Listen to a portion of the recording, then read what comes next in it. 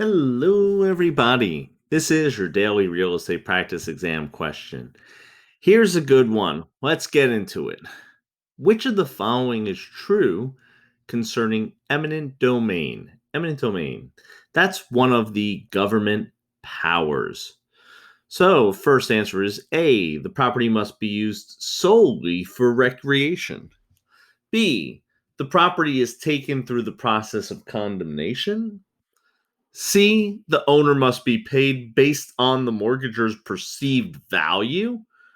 Or D, the property owner is not compensated.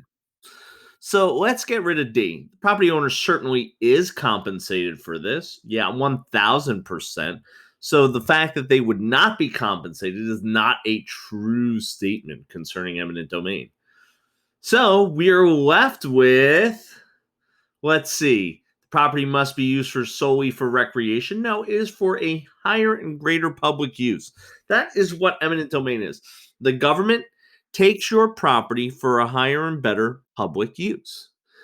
So we're left with the property is taken through the process of condemnation, or the owner must be paid based on the mortgagor's perceived value.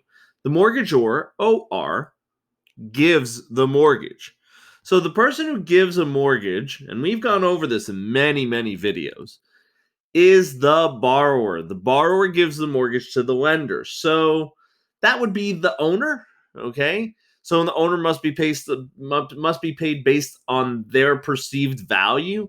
No, that is not true. They're going to be paid based on fair market value, and there's things that they could do. There's um, action they could take if they feel that they aren't justly compensated the owner. However, the property is taken through the process of condemnation. B is the correct answer. So what happens is the law is eminent domain.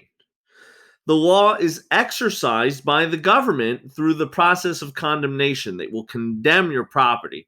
So the answer on that one is B. And guys, remember, if you like what we're doing, hit that like button, hit subscribe, and I'm going to see you real soon.